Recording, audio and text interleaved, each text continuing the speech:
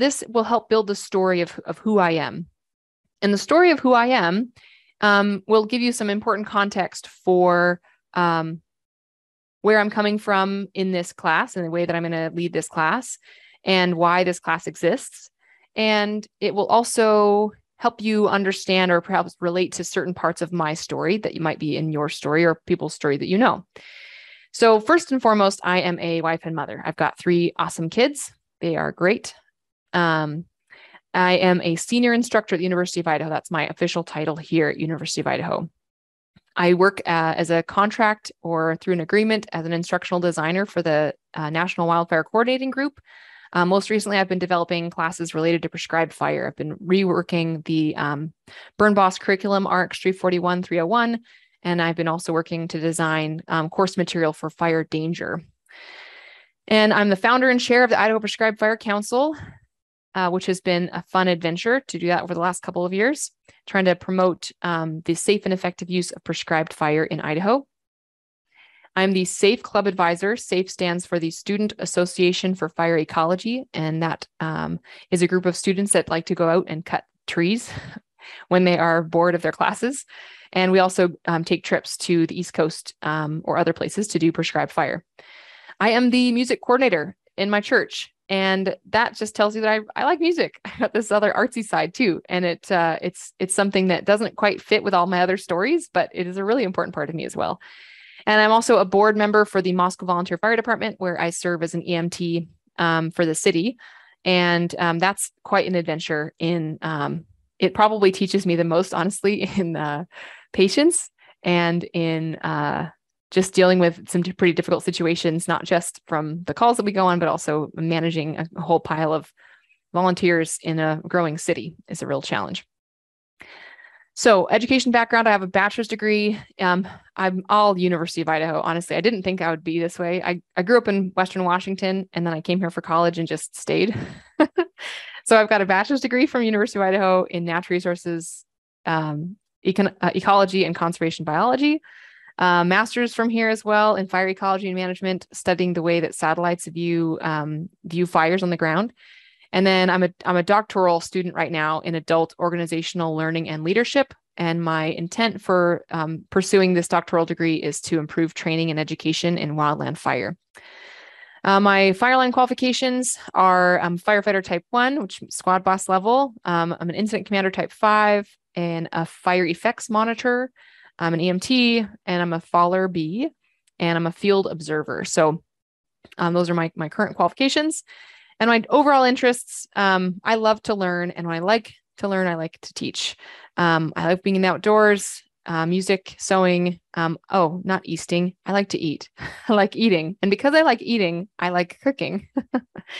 And overall, though, I like to make a difference. And that difference is either in impacting a positive change in our natural environment or in the lives of the students that I'm able to mentor in some way. So those are the interests that I've got.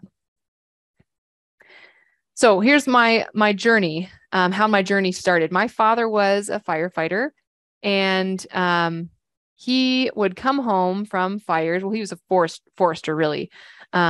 He started a tree planting business in the state of Washington, and then he got into fire because it was pretty good money. But mostly he was just a dirt poor hippie trying to make a buck, and fire is a pretty good way to do that. So he would come home after what it was months back in the day, because you didn't have those restrictions for those the fire assignments. And so he would come back home smelling like smoke and with better snacks than we ever got at home. So my association with fire and fire camp is candy bars and Powerade and Gatorade and gum and little cakes.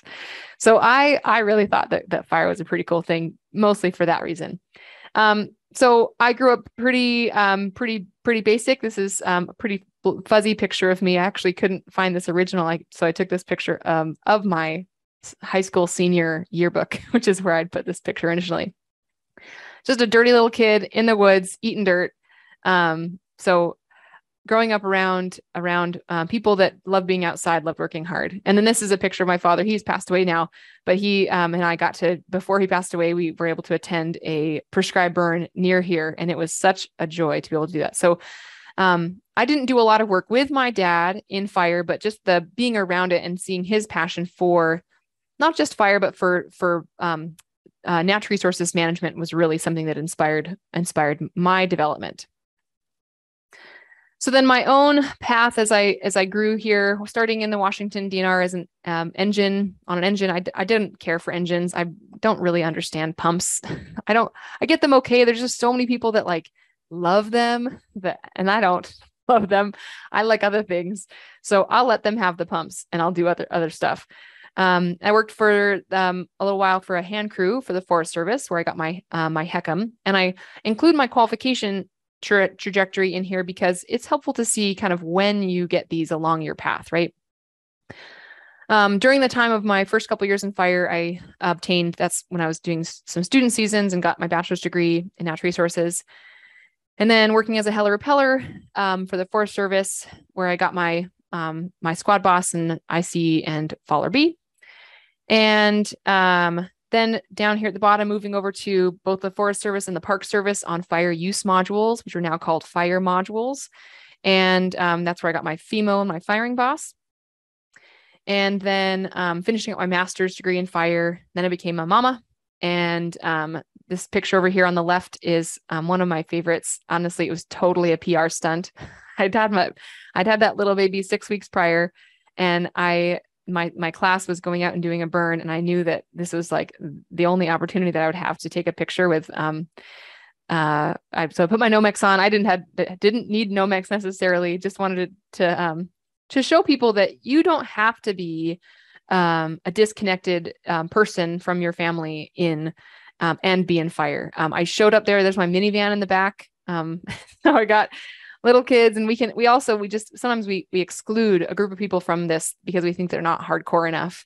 And the reality is that fire it's just always been a very cultural thing, and that we can include more of our culture into our fire programs, which might benefit their reception to what we're doing.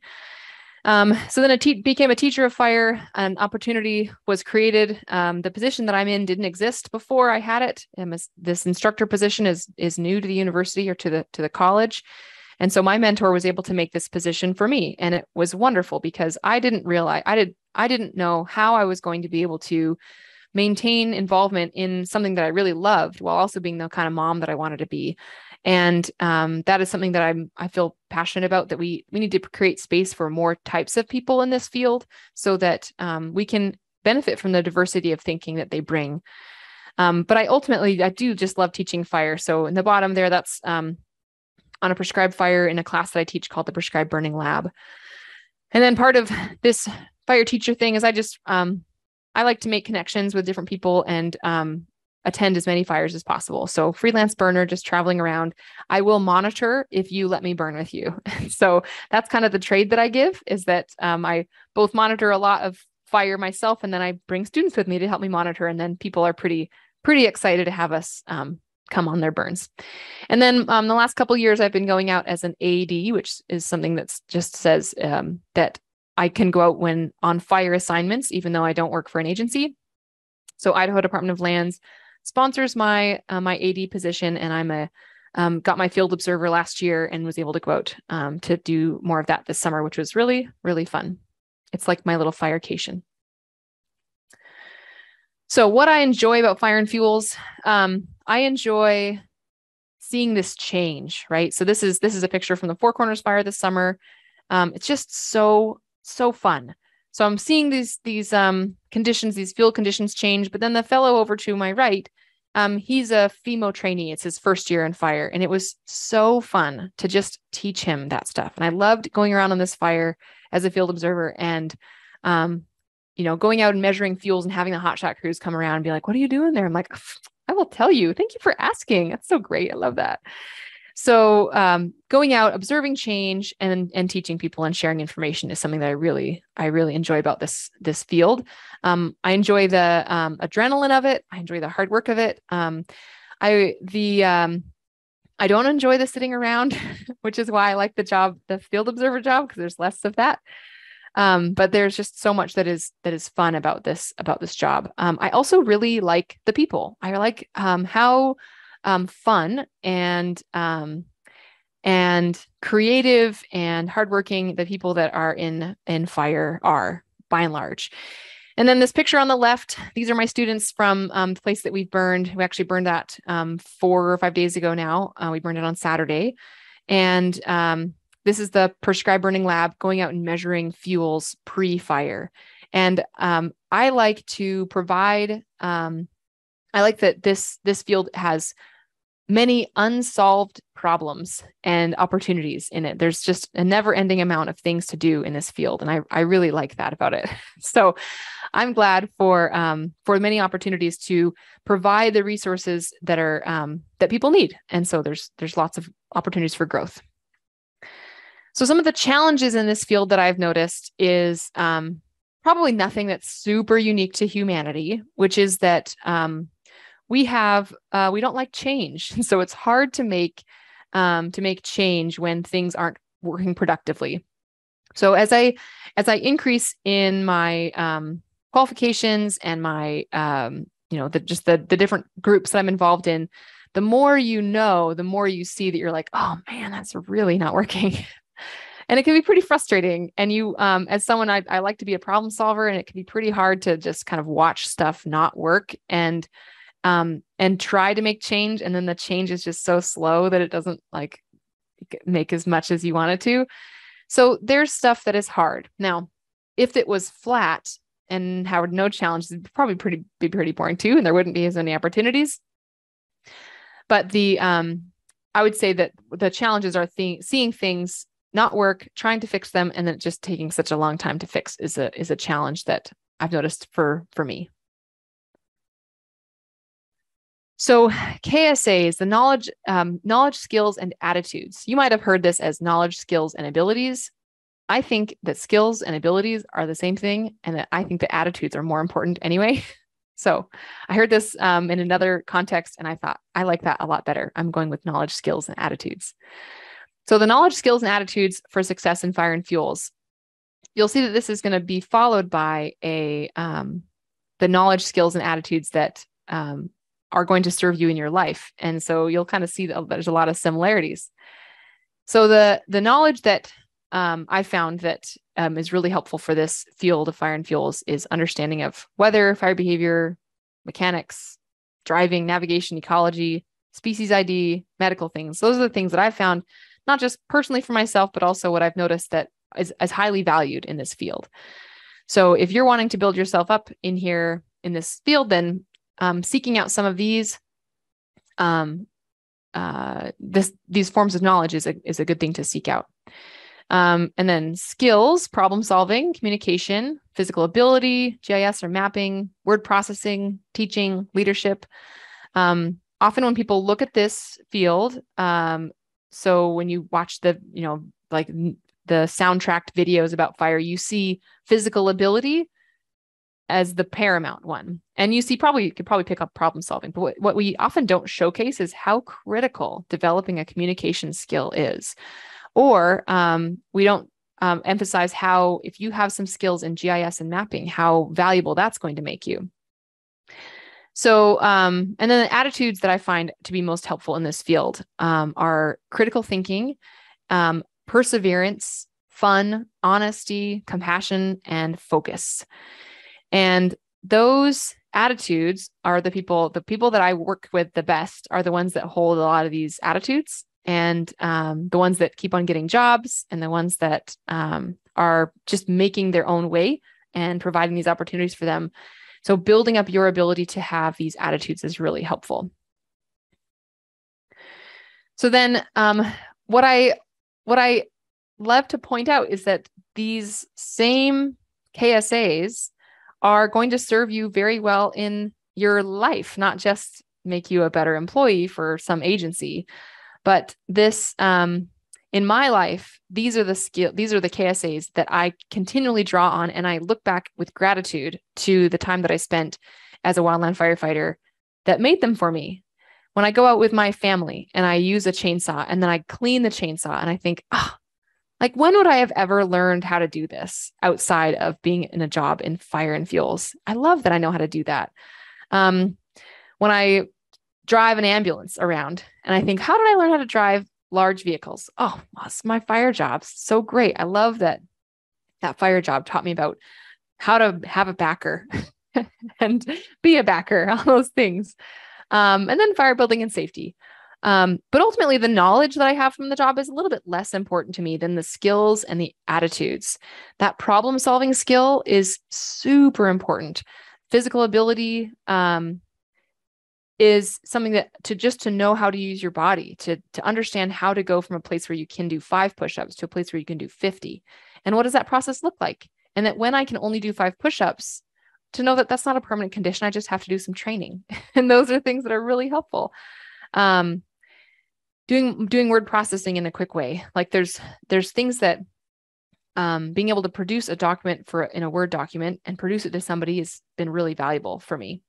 And then that leadership skill, being able to approach a group of people and being able to organize and get things done is I'm really grateful for that. And that happens in Girl Scouts, that happens in church, that happens in my classes that I teach. And then when I go on the fire line, I'm like, oh yeah, this is where that came from. This is how that skill developed. And then of course, these attitudes, just being able to have opportunities working in this field of fire and fuels to really test yourself, to really work with people that you really don't like and that you still have to show some kind of compassion to is a real opportunity of growth. And to take it that way versus really resisting it and hating it is important. And so last thing here, just some advice from me about getting a career and then being successful. For getting a career in this field, now I say career, I don't just say job, right? So the other folks that are going to be talking to you, that question that I've asked them is how to get a job in their agency. And they'll answer you with some specific information there. But in this case, I want you to know about how to get a career here. And so the first step is to start somewhere, anywhere. Actually matters very little. Like a zip line place, that's something, right? Like that is a start. That shows you can work hard, you can keep a job. And then you get into something that's more specific. So you start with any agency in any position, you just begin somewhere. Learn the options. That's what we're going to be here for, is to see where are the options for jobs in these different agencies, making connections, follow opportunities, and maintain a good reputation, because this world in fire is real small. And if you are someone that's going to be dishonest or hard to work with, it's not going to be long before that's a known thing. So making sure that you're maintaining your reputation is really important. So then being successful is, again, maintaining that good reputation, keeping it going, and being a team player is really helpful. It makes it more fun for you, more fun for everybody else as well. And then maintaining a good work-life balance. This one's really hard. It's really hard. And I would say that it's hard partly in this field because we like it so much. We like the job so much that it's really hard to kind of like cut the line between what is job, what is fun, what is life, what is work. And that's an okay problem to have. But the reality is that we have some pretty burnt out people because they didn't really work early on to establish those lines between work and life and how to balance that. And I would say I've not figured this out myself. I'd struggle with it also. But just recognizing that part of being successful in this field is going to be strategically maintaining that balance. And that will really help you as you continue in the field. And so that reduce the likelihood of you burning out and then having to switch careers midstream. And then just continually grow that. Anytime you think to yourself, oh, I already know that, I'm pretty good at that, you'd be like, oh, red flag. I probably have something to learn there. Let me look into it. That expect that you'll never really arrive. And thank goodness, because arriving would be so boring.